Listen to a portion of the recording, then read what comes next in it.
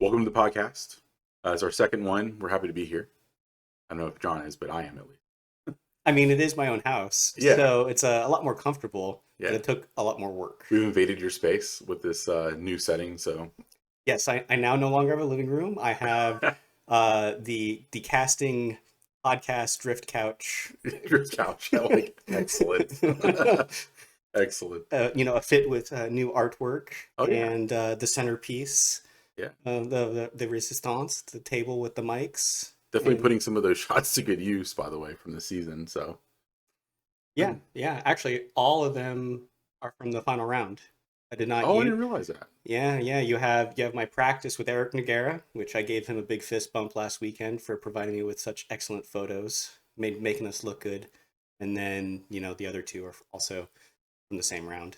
Oh, cool. Actually, yeah, I did not realize that. That makes sense. I would like more different ones, Yeah. but for now, put photos on the wall with the cool little S14.5 little artwork piece there. Get it started. I'll, We I'm gonna, need I'm we gonna have need to to get slide going onto your there. wall this year. Yes. Slide onto the wall. Excellent. Yep. Excellent. So another fun piece is your shirt. Yes, this was my Christmas present from Chris, one of our crew guys. And he said in the Christmas card, not the only thing that's getting lit this year, that's the Christmas tree. Me catching on fire. Yeah, So that was excellent. A yeah. great Christmas gift. Hopefully, next year. Oh, goal for next year: no fires. Yes. Number one goal, John, no fires. All right, excellent. um, so another thing too, we want to throw out there. John and I both have shirts coming. Me with my UCF program that we'll talk about a little later. John's P for Plenty, Yes. You which is military people will catch on to that, love. but we will get into more of the meaning behind that shirt when it actually gets released. Yeah, absolutely love it. So we should have those next month in hats.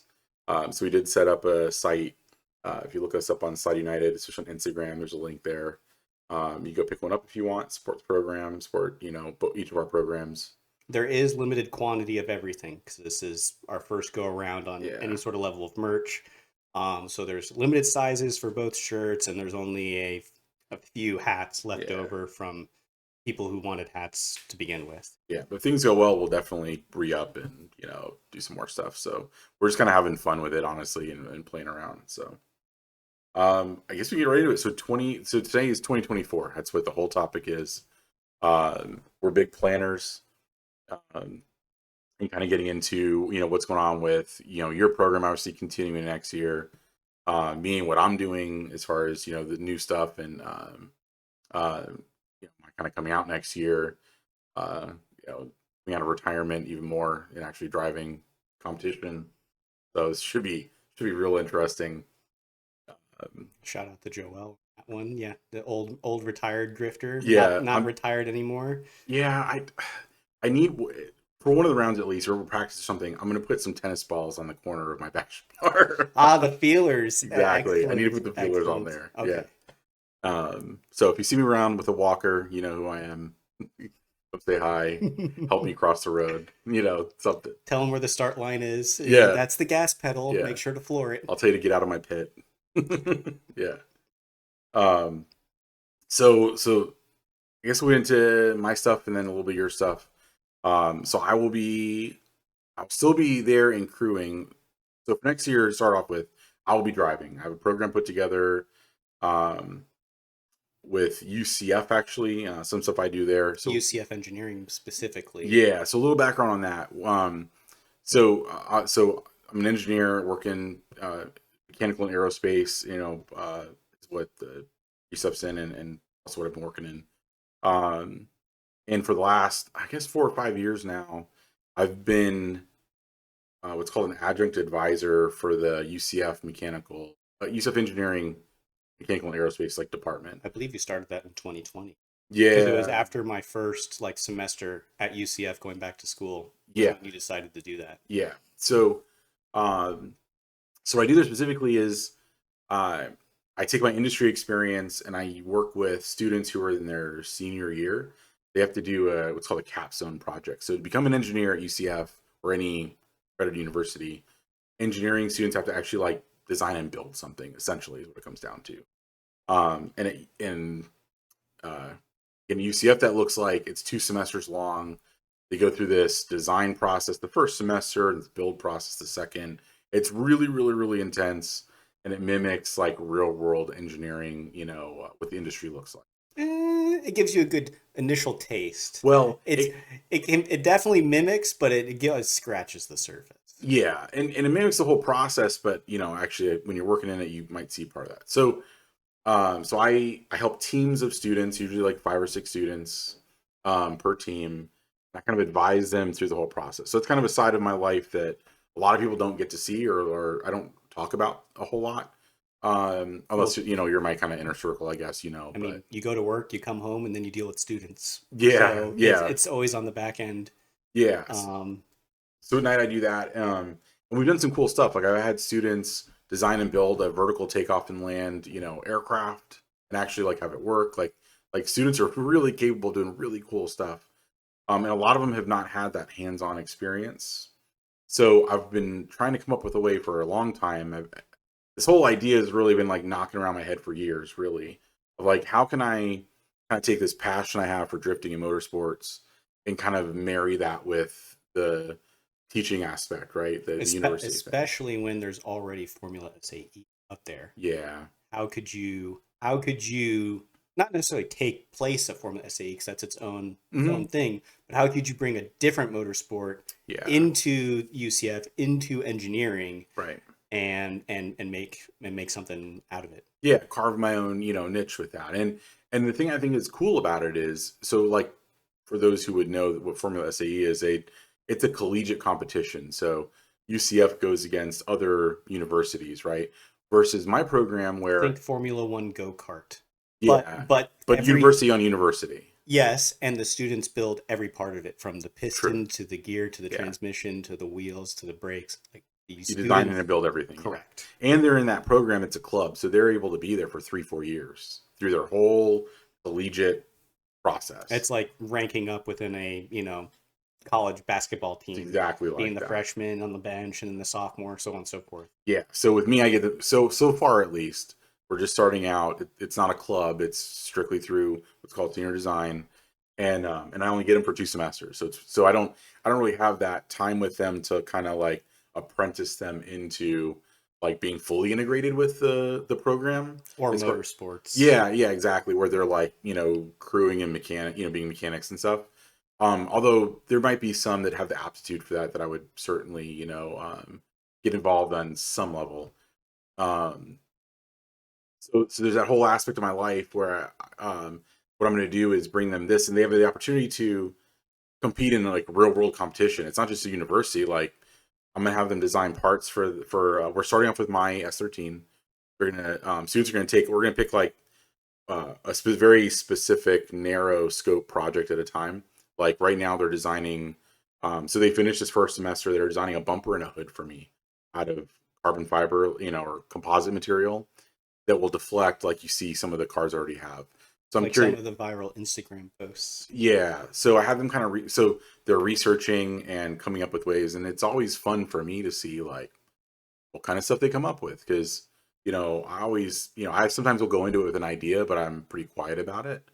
And I kind of let them explore off in their own directions, and then we kind of all collaborate, and I give them guidance, but I really restrain myself from like guiding them too much on it, because it's their project, it's their experience. I want them to Right, we're engineers. We know what direction we want to right, go down to answer the question.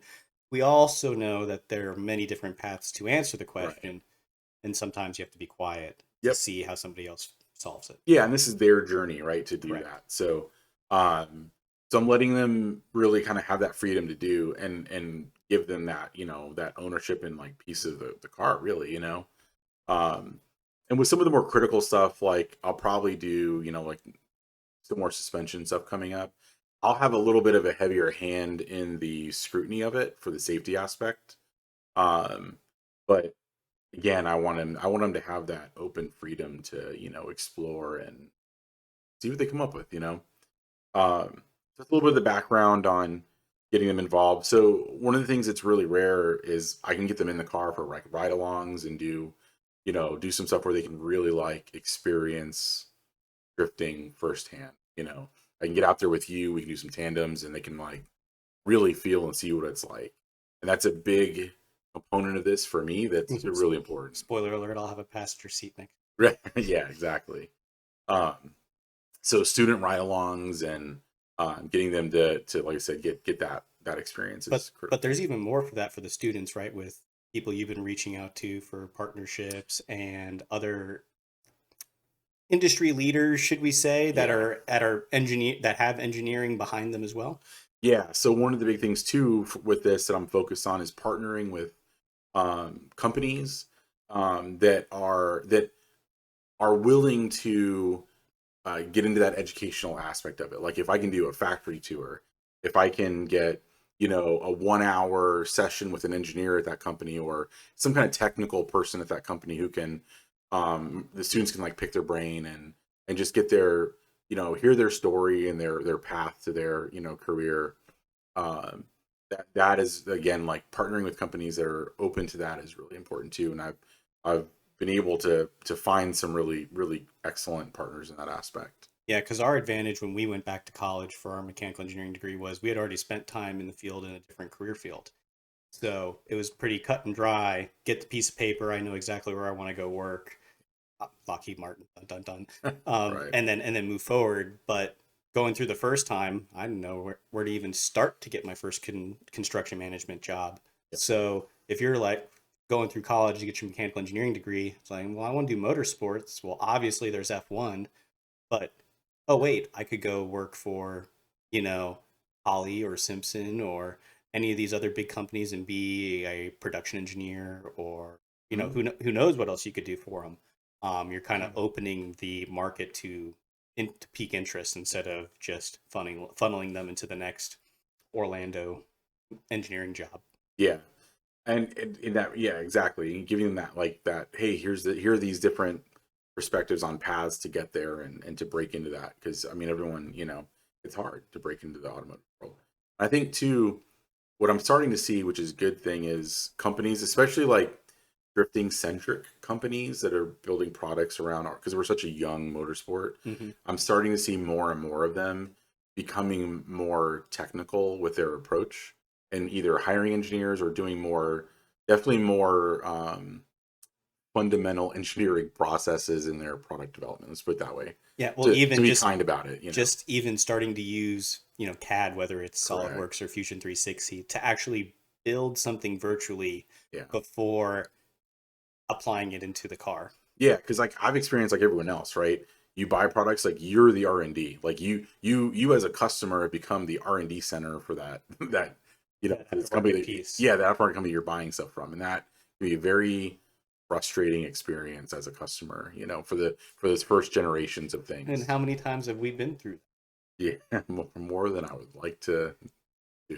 count. Comment below if you want my wall of shame up here on all the broken parts from being said R&D person. Correct. So this trend is going in the right direction, I see. So it's kind of where things are headed, and I that's the foundation for what I'm doing with, like I said, school and students, and it's like I said, it's really marrying to like things I'm really passionate about is mentorship and motorsports and engineering. So 3, I guess, when it comes down to it. But we did bring on a team partner in Tire Streets and Accelera. Yes. So we're really thankful for that, to have commitments from them and to know that okay, we have a good tire that we know we can get. Working with them has been awesome so far. They've been I was always able to get tires, this past year under their driver program for anybody that was competing. Yeah. And it was anytime that I tried to switch off to another tire that was part of that series or whatnot, it always came back with either this is not available or, well, the price just went up an extra $25 a tire. And it's just like, I'd rather stick with consistency and go with something that I can always get. So happy to be driving on Accelera again next year. Yeah. So we're, both of us like really thankful. So So that's our big team partner that we're going with. Schedule wise, uh, we plan on kind of the goal right now is to unveil the cars at Fuel Fest in West Palm Beach in Yes. February. Yes. We know the date. I don't know if we're allowed to disclose the date, but let's Yeah. just say late February, West Palm Beach, Fuel Fest. Both cars should be there. Both cars should be finished. Yeah, like themed out, ready to go. Potentially, I might be testing for the first time, Yeah. but Yeah. finished car. Yeah, so that's the goal there. You're gonna run full season of US Drift Circuit. Yep. I'm going to run another full, all 4 rounds US Drift Circuit. So I'm assuming it's going to be the same thing: three rounds of Sebring, 1 round of OSW. They better not take OSW off the list because I want to drive it again with the rematch. I mean, we don't know if Stefan will be there, but yeah, I mean with the track too. The struggles last year. Yes. I want a rematch with the track itself. There we go. Okay, fair. So as far as I'm concerned, my plan right now is run 2 rounds, the first and the last. This is assuming that they're consistent with kind of last year anyway. So I'll run 2 Sebring rounds where I'll compete, and then the August 2-day event. I'm actually going to dedicate that to ride-alongs for students and veterans. So I'm going to do the fun day, the fun side. Like I said, I'm not going to compete. I'm going to spend 2 days as long as the car holds up to it. If you're a student, especially as long as you don't break the tire machine. Yeah, exactly. I am that's the plan right now. So barring anything happening to divert that, I'm going to work with Veterans Trust and obviously the UCF students that I'm working with, and just drive my butt off and let everyone just kind of experience and enjoy the car. And that's my plan with that. The other big one we're gonna do is LS Fest. Yes. Bowling Green. Yes, LS Fest East. Yes. Absolutely. Yeah. So that should be September. Don't know date. It's Yeah. not released, but historically it's always been in September. Yeah. But I guess we should caveat that, barring like interfering with, a USDC round or something weird like that, which I don't think would happen, but asterisk, disclaimer, barring something like that, where you're like in a series hunt. Well, not to get into a discussion about it, but you could still go and I would just USDC. Yeah. So but that would be the only derail that. And then you want to talk about your I'll talk about that. So one thing that I want to be a part of my program is when I was on a military base, whether it was for training for officer or being there for exercises and whatnot, Von Gittin Jr.'s rig actually showed up at the PX and they blocked off half the parking lot. They did an entire demo and it was just for the base. I think it was actually Ryan Turk and Vaughn who were doing ride-alongs, and they had their little activation center. And I was like, man, if I'm going to put a program together, I got to do something like that. Now that's a far reach, but I've already talked to Veterans Trust about it, and I want to put on an event somewhere that is a strictly veteran ride-along focused day. Whether it's on Veterans Day or Memorial Day, or you pick something else, Army birthday, Marine birthday, like have a significant day and then do it, somewhere different. Maybe we can go somewhere in Port St. Lucie or, just somewhere, and get dedicated drivers. It's going to be, specific drivers that have the safety requirements and that want to volunteer to, we're out there to give ride-alongs. We're not out there to, it's going to be fun, but the whole intent is to give veterans ride-alongs, have a veteran-focused day, and I also want to try and see if I can get Mission Barbecue out there. That'd be cool. To do food, just full veteran-centric sort of day. I'm waiting. You had barbecue, by the way. Oh, yeah, of course. Mr. Pork Butt over there. Yeah, exactly. But yeah, that's something I've been thinking about for the last couple months, and I haven't moved forward with my progress because I'm waiting for Jackson to release all 4 rounds. because that will be the one thing that will take priority. Yeah, everything's kind of like holed up right now for a lot of the schedule on what that schedule looks like. Yeah, and obviously when you do that, I'll be there to support and to give Rollins. Yeah, I think I already had about 6 drivers Yeah, that I've already spoken to about it that are all about it. yeah, I'm depending on venue, I'll have to worry about a driver cap yeah. and figure that all out. But for now, I can't move forward until I'm ready to pick a date and then move forward with asking locations. Um, My program needs to offer that as part of my package, and being, having this veteran theme and veteran backing.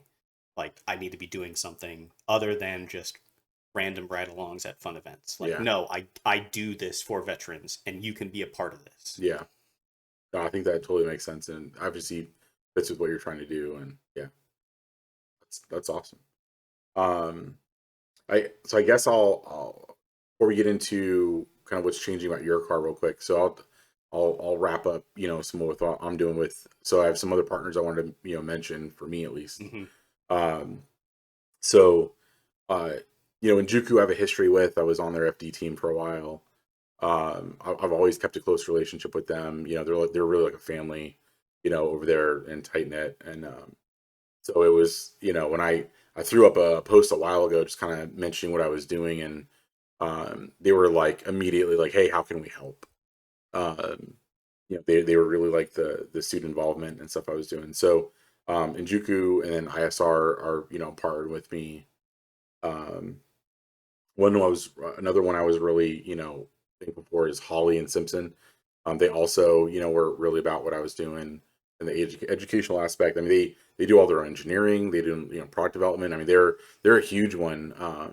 So they've been amazing as far as helping us out, especially because I needed all new safety equipment this year. Right. If you're going to do Pro-Am, you had to have that cost to entry that a lot of us talk about Oh just to yeah, run it. It's like, great, you have a car, but does it have all the safety gear? No. Well, now you need $3,500 worth of safety gear in an already working car. probably more than that. Yeah. Just to update everything, like I said, it was outdated, not by a lot, but it was out by a couple of years. That doesn't out's But out. the out's out, whether it's Yeah. the next month. Yeah, so they were absolutely instrumental in helping get all my safety stuff,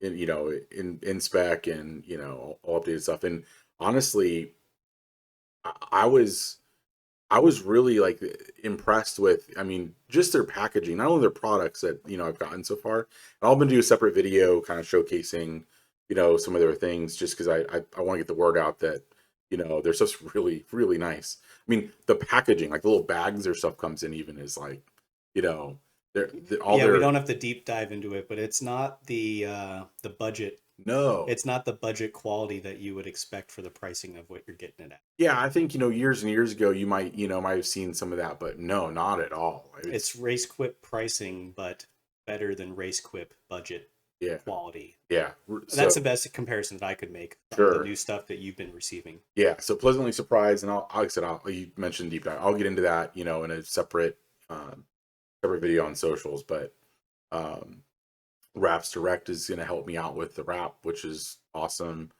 I know your ACS guys that helped you out a lot did our rendering, which was huge just in promoting, the program.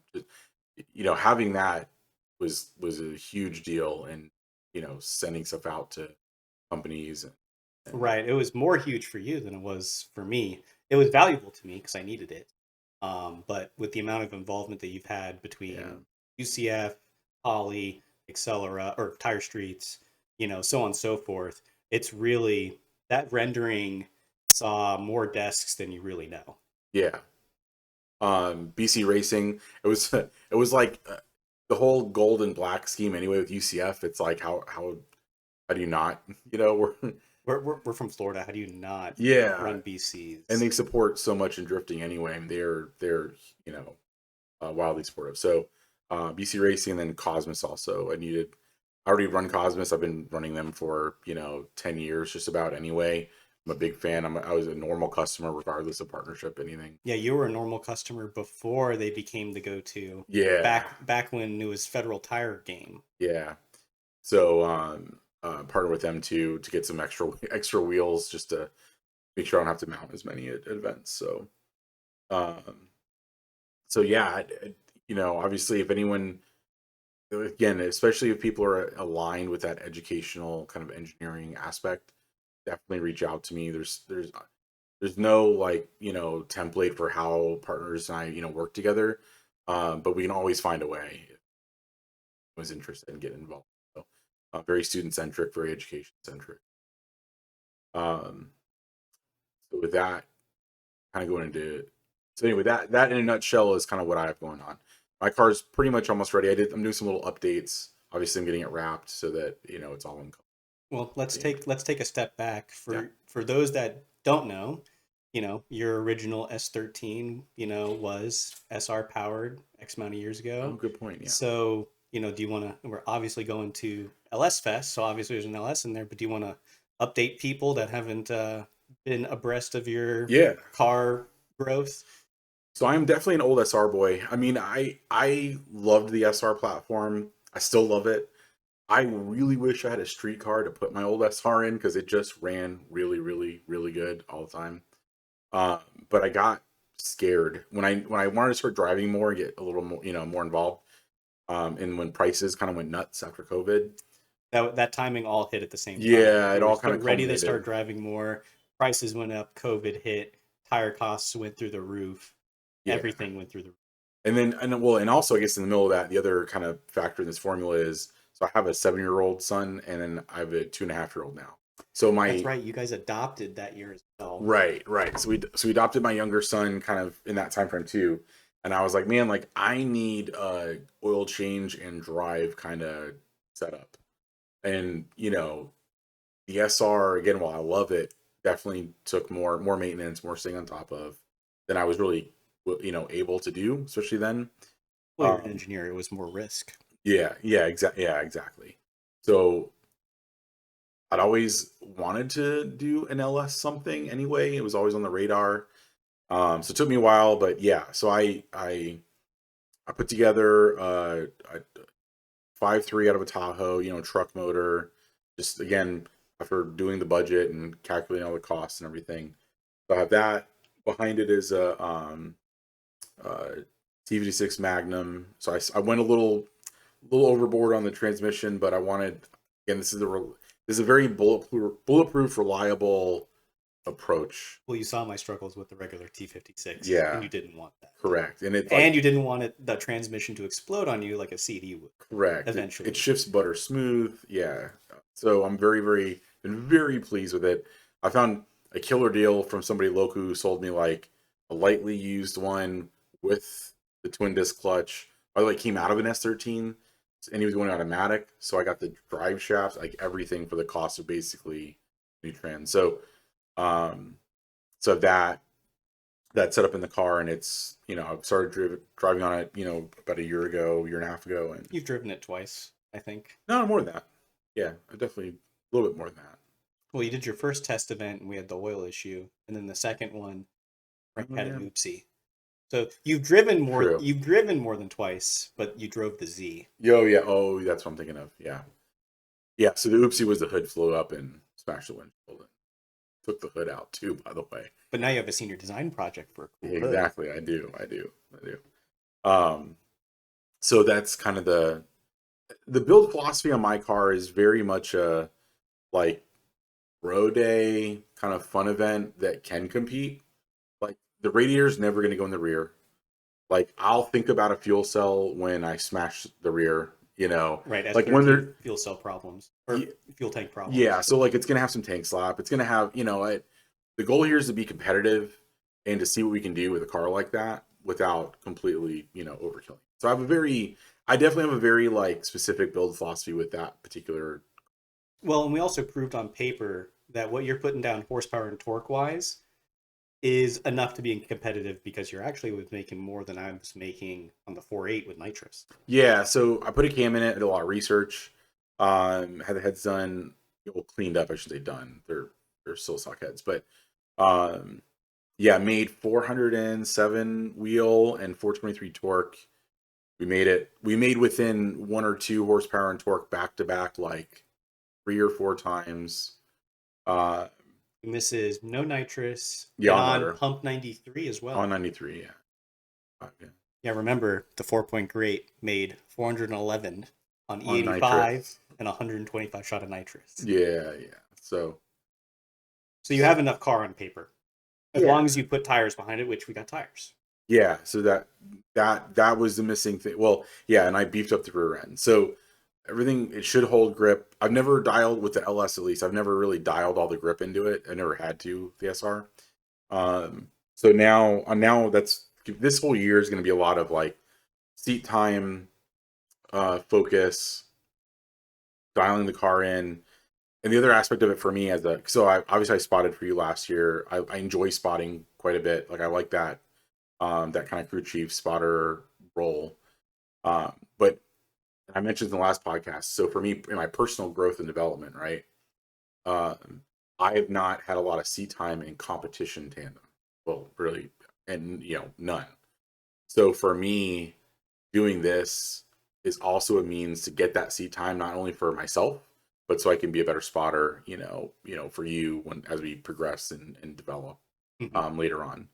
So kind of I'm doing this as well to beef up kind of a deficiency I have, and I can put someone online all day long, but where to be offline in order to be in the right spot and chase, like those are all some dynamics that I kind of get, but you're not.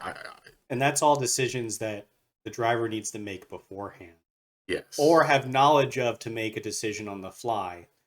Because Right. taking the bro tandem line, is easy when you're driving with the same driver every time. But if that driver transitions just a little bit different and you follow or don't decide the transition early and don't know, it can, you can drop a tire and then your battle.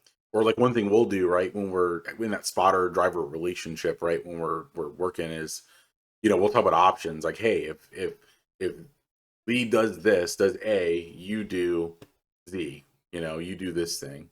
If they're a little offline or do this, be prepared, and we'll modify your line this way or what you're doing in the chase. So I think it'll just give me more tools in my toolbox, right, to say, hey, this might work, that might work, and like I said, beef up that relationship a little bit with a skill set for me. So that's an important thing, like I said, to do for myself and to do for my own. Just get my butt, risk my car, which I love. Those of you also that may not know me, I love my car. I take a lot of pride and I put a lot of effort into not just doing things to it, but like the car wasn't running and he was working on body pins. Yeah, that's Rich. Like I like clean. Yeah, so for me to do that is a big deal. So, so anyway, that's other reasons why, kind of regardless of the program, I want to do that for myself and my own growth. Well, I didn't have any real accidents this year. I think you can do the same. Yeah, I think no. If I get through the year like you did, I'll be very happy. You smacked the tires a little bit on the rain round. Was that? Oh no, I've hit plenty of the clips from the zones with the rear, but that's about it. It was 2022 when you biffed the entry in the rain, right, and smacked the tire wall. No, so 2022 was when I crashed into the tire wall, but that was a power steering failure. Oh, okay, yeah. Which was also caused to nitrous not working and then all of a sudden coming on. There was a whole bunch of things that happened. Yeah, that's the only like quote unquote crash I think that you got, right? Comp. Well, call comp is in competition. That was a practice, but yeah, during a competition setting, yes, that was the only crash I've had. Yeah, so hopefully we don't count fires as crashes. Ooh, yeah, no. Okay, then only one. Yeah, I don't know how. Yeah, I don't. Maybe I should knock on wood here. I mean, I can't believe you escaped more damage than you ended up escaping with both fires, both oil fires, by the way. Yes, not just like some cloth caught on fire, like oil spewing everywhere fires. I mean, I did lose the whole motor, but well, yeah. But as far as anything else, no, not really lose much. All I really lost was heat rate. Yeah, so we attribute losing the 6.2 last year to practice before losing an oil line, dropping oil pressure. Mm-hmm. Not didn't kill it right away, but then the very next practice shakedown. Yep. Well, that's a good segue into right now for you. So kind of switching gears over to your side of the Slide United program. We got all kinds of new goodies in your car. I think you finished last year definitely ready for the upgrades. Like you as a driver had outgrown your car by the end of the year. Agreed. Yeah. Agreed. It really took till OSW though. Yeah. It wasn't until OSW was like, oh, here's the limit, and then just was able to hit the limit right off the gate at round 4. Um, yeah, this is good because now we can progress driver skill with more car. There wasn't any more car to give at round 4, and you can see that by my lead line, which is how where I was sacrificing certain parts of the course because the car just couldn't do it. Yeah, we literally couldn't throw more grip at it because his RPM wouldn't hit line. Like it was actually We call it the like nitrous red line. right. We were actually like bogging the car down with so much grip. Like that's we were there. So what do you we have going? So, just like our thought process was at the beginning of this year, it was like, well, we need more motor to make more power. Get a 6.2. Well, this year, well, actually, it was last year when I bought it, but we threw in that L92 and then blew it up. Well, this time, no Facebook Marketplace deals. I ordered myself pretty much immediately after that L92 broke a crate LS3 motor straight from G. Yeah, like within a couple weeks, I think. Correct. And it's been sitting there for months waiting to go in. That is absolutely correct. It'd Yeah. been sitting in the garage since about June. Early June is when I got it. Part of that package was to do a proper cam. In the L92, we didn't do one because it had a mild cam. I just didn't want. I didn't have the planning to throw more money at that L92. Since I was going to take the entire year to make this transition, I was going to do a proper cam.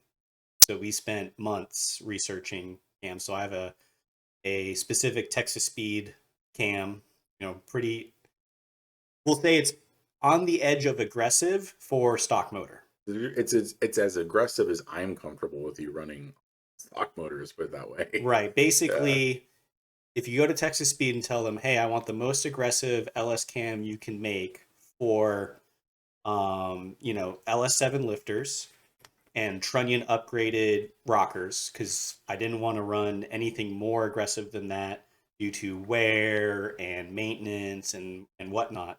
And then pair that with the proper spring. What's that cam? That's what we put in it. Yeah. So power, we'll know power in a week or so, right? Yep, I think a week tonight. Yeah, it'll be a week from tonight, from time of recording, whenever this Right. gets out. But I've already got the dyno scheduled. Car was up idling, making great oil pressure. So the answer really is that we're only going to throw enough nitrous at it to make just over 600 power. That's the real answer. So if we fall at 550 NA wheel, then it'll get a 75 shot. If it falls at 520 wheel, we throw a 100 shot at it. That's the real answer. My philosophy is that in order for me to progress, I need to drive the car at around a 600 horsepower level. You bring up a good point. I don't think that people realize how much planning we put into not just like the builds and the program and what we're doing each year, but like even like the steps, the next like iterative steps in the evolution of the cars. So like, oh, your perfect example is I already have several decision matrices as to what is my motor for 2025. right. So we are typically like a year or two ahead on planning. So we're executing right now on a plan that was developed year and a half ago. Even earlier than that, really, Right. and just wasn't able to execute to its limit Yeah. due to budget stuff. Yeah. And then we're planning for a couple of years out that will so yeah, we're in the planning stages now for 25 and the next evolution of motor that will hopefully be more prepared for pro spec, more of a pro spec style motor. Right. That is the current decision matrix right now. Yeah. Our philosophy of a pro spec motor is 800 wheel. What do we run? And also another thing kind of note too is we'll pick horsepower targets, and like we're not looking for like the most peak power. We're looking for, what kind of curve do we want? How much area under the curve on a dyno What shoot we're power looking adder are for. we using? Yeah. Cost? Because I mean, sure, I could go out and get a big block that makes 800 horsepower, but Right. like, is that what I'm going to do? Yeah. Or am I going to run a 2J with nitrous and Yeah. there's many ways to fry it. What does that what do all the pros and cons of every single combination look And hidden costs, like cost to maintain it. like? Right. If I do this, where the hidden costs around, supporting modifications to then do that. Um, so like our target for next year, like you mentioned, is over 600, in that range. Well, this year. Sorry. Yeah, I keep forgetting. So this year, Yeah, we'll take a step back. We kind of went a little far there. yeah, Yeah, so this year targets over 600, whether that's 601 or 640, yeah, it needs to be in that range, and that's just the amount of nitrous that I support that motor. right. So the other big thing too, the big upgrade is the T56 becomes a paperweight, and something else. Yes. So the other big piece is I was able to get my hands on a Andrews A431 top shift dog box rebuilt. Yeah, shout out to, I forget the guy's name up in. Phil. Yeah, shout out to Phil. I don't know. I don't know where he finds these transmissions or what his Yeah, deal is, but that was clutch. Yeah, the problem was really cost. I could get a new side shift for a little bit more than what I got this one for, but it was still that disappointing, like, man, I'm gonna have so much work to do to make this happen. It was like, or I go the route of what I can budget for, which was, what was it? I was an upgraded Magnum of some sort that I was looking at that I could buy actually off of Summit. yeah, and we're But factoring in like, yeah, it was just I didn't want to do, helical cut gears for a race car. So it was just this awkward window that we couldn't find a solution until, kind of got the word. yeah, and in that debate of like quick change versus transmission, what makes it kind of an easy decision for us, at least in our situation, is the tracks change enough to be interesting, but they don't change enough to really necessitate like having to have a quick change. Right. Well, we can kind of It would help, but we can kind of shun this debate, because when we originally did that matrix right, of what am I doing next? Is it transmission or yeah, quick is change. it quick change? And the answer really came down to, well, the quick change is actually going to cost you more than the transmission. Unless I bought a brand new top shift GSR dog box, then the cost was the same.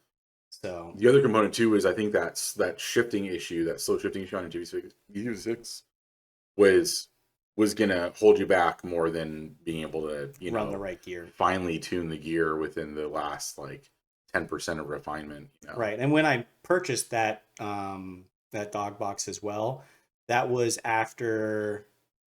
OSW.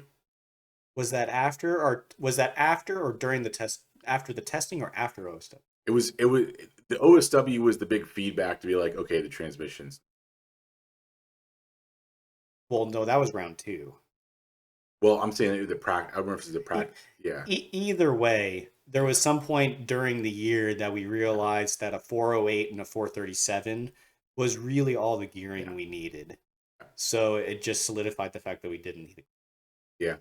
So that made that kind of easy. So again, a little insight into kind of how we approach all drifting in the program itself. Yes, we have multiple wheel speed calculators in our spreadsheets. Yeah. And it was discussed for months. Yeah. Yeah, I would say it's a blessing and a curse that we do it, because it's. Well, it was also a curse because when I finally figured out the top shift transmission, right, the top shift dog box, I was rerunning through all my wheel speed calculators again, and I was like, well, am I going to have the right range in between my shifts? Is there enough window here? Because now my gearing's changing, and I have gearing options, but they come in pairs. Oh, it was a week back and forth with Keegan on wheel speed and making sure the windows were right, that I got the right gear set. Yeah. sometimes it's a fine line between analysis paralysis and there's, hey, just turn left or right, just do it, yeah, and kind of figure it out.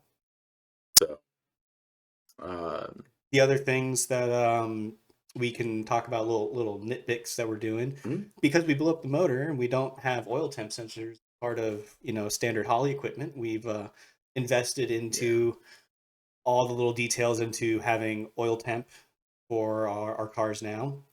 And I tried to do it last year and failed, but now we're gonna have progressive nitrous, yeah, and it's our version of progressive nitrous, not the controller kit you buy online or having to buy the NOS specific solenoid.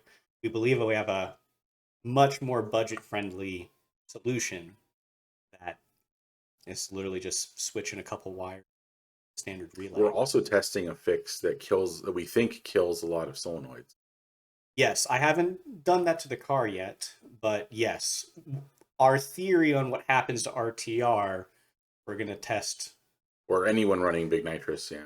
right? Which we shouldn't be running as much nitrous as last year. But either way, my solenoid lasts a whole another year with what we've theorized is the cause and Yeah, our fix. That could be something as well. yeah, yeah. And once we validate that, It actually it actually works. works, we might talk about it more. But Right. we have a very specific thing that we're testing to see. Trying to think what else. So that's, I think that pretty much Oil, covers the plans at least. yeah, oil temp, dog box, LS3, big cam, um, progressive nitrous. I mean, just to make everybody happy, I recentered the steering wheel with the rack. I'm Like, gonna put a dash in the car and a passenger seat. Okay, it'll be more of a car next year, but yes. I can't stunt on your power numbers anymore with my all motor power. I'm gonna be back to No. being like baby power again as far as the group goes. But like I said, my car's got a very like specific build philosophy. So Do um, you make less power than Frank's SR? no, oh no. Okay, then you're not the baby. I'm not the. Yeah, it's true. I'm not the You, baby you know here, but what? Chris's car doesn't run, so yeah, yeah. zero is I'm is the thinking reason. like, yeah, I'm adding Keegan into that equation too.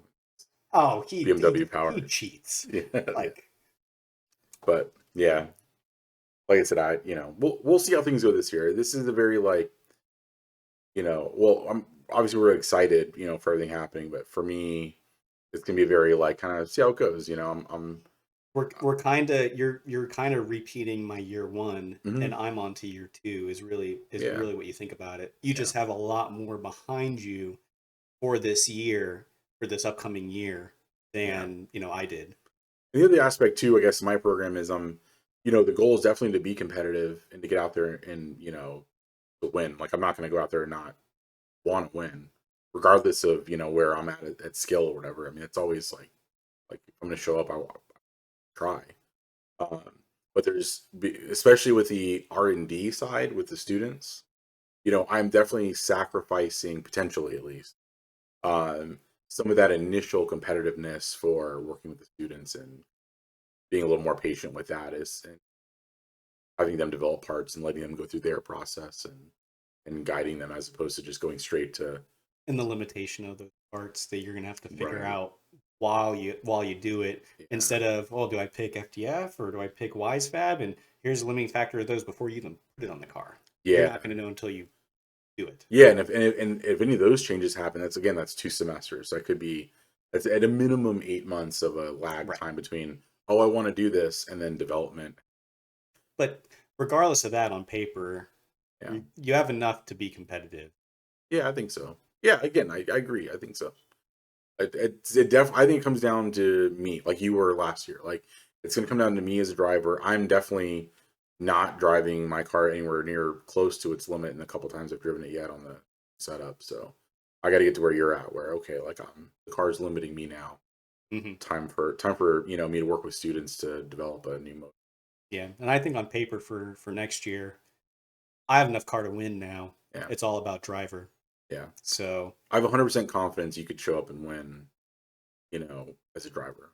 Yeah, for sure. So as long as the car runs, if I can get to where that car can drive, yeah, I think yeah. I'm not going to drive that car off rip as well as I drove in round 4. Yeah. It's going to take me some time. Yeah. Yeah. But no, definitely pitting against anyone. Interesting to see who shows up next year too. So then there's always like interesting cars and programs that show up that There's surprise us. lots of different rumors of different people. Yeah. You have the TikTok star kid in Juan Paulo's old E36. Yeah. That said he built it. He got ridiculed so hard. I'm curious to see if he. Yeah, I don't know. There's that guy, and then you have Rari Drift. We don't know where he's going to compete yet. Yeah. Oh, that'd be cool. I would love to go against that car. It'd be fun to drive against. I mean, not that I don't like the guy or anything. I think what he's doing is right spot on the money. If you want attention and growth and partners, like he's doing something different that makes sense with budget and attention. Like I respect it, but yeah, I want to crush him. I absolutely want. Oh, you have a 3-year plan to make it to pro. Well, I'm going to stop you. You got to come through me first, right? Yeah, exactly. You have to come through pro-am, and I'm going to stop you. Yeah. No. No. Was there anybody else? We got a shout out to Daddy Carlos Santos, who wants to drive. I definitely want to beat him if he shows up. I want him to pick a direction and stick with it. And this is out of love,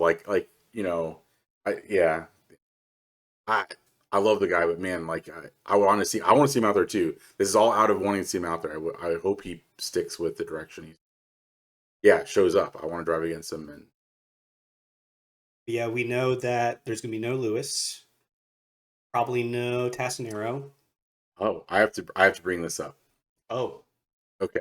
Speaking of that, so I would love my Tim. It's not there. Who? There's nothing to do about it. Steven. Steven, I know. I hope he drives. I need to beat him at least once. Yeah. I've lost to him, 3 times this year? Or only twice? Twice. Only twice, okay. I hope Davey comes out.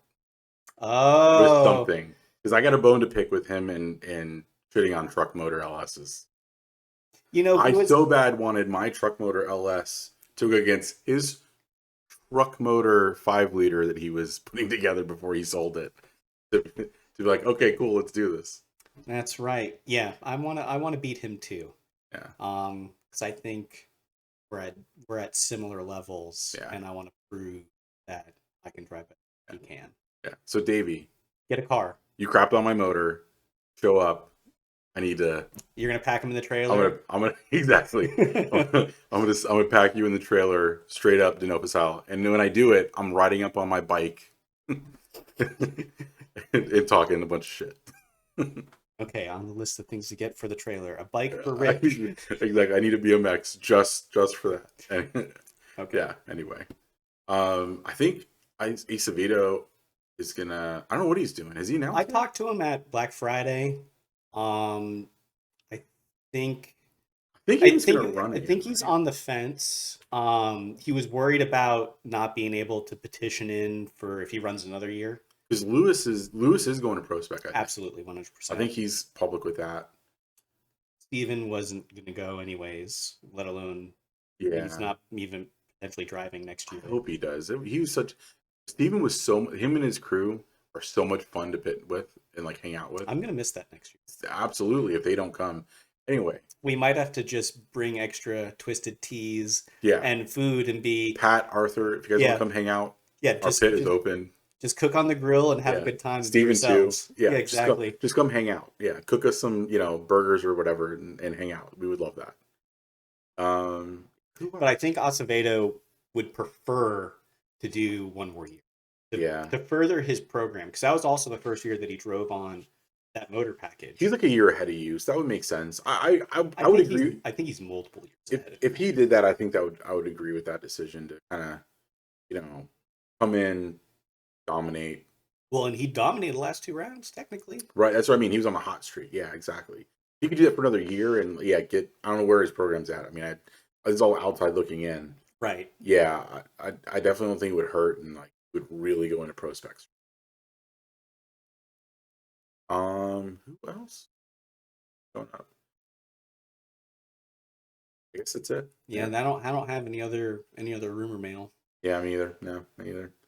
Well, I mean, I hope Nick Ward's out there again, but he's usually pretty consistent. because he came in fourth.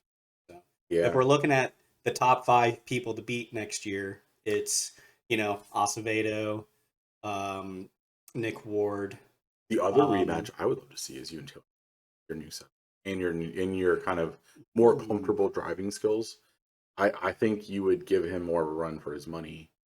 And instead of being seal clubbed. Yeah. Because that was like round 1, I think, right? Yeah, that was round 1. Yeah. But I would love to see like how you stack up against him in that car. With your new setup and kind of your growth after last year. That would be a lot of fun. I think that'd be a good engineering side measurement of, hey, this is a 800, 1200 horsepower pro spec car, really. Yeah, where does this car measure at? Yeah. Where does that's kind of what I mean. Yeah, measure at? Good gauge point. Yeah. Mm-hmm. So that would be a fun rematch. I hope Taylor shows up, and that'd be cool. I'd like to see him show up more if he's just available to do so. What he ups the level of the competition, whether he gets knocked out early or doesn't, or even if he comes in and seal kicks it, it's I gotta push it that little extra. No, so I'd like to see him out there. Yeah, I agree. No, that'd be really cool. That's it. Yeah, I guess those are the plans. Tell us what we're doing right, wrong, and different. More questions. Yeah, the only question I got was, what color of monster is the best, and why is it white? Oh God! And that was from one of my old coworkers over at Knights Armament. And okay, that's because that's because white's the best color to be on a car. It's the best paint color. So if you're gonna have white cars, you gotta drink white monster. All right, there you go. And because it tastes like caffeinated, bubbly water. It doesn't have like all the grunge to it. It's just simple. So on that note, you can have your Powerade and your green teas. Sir. Thank you. All right. On that note, thank you. Have a good one.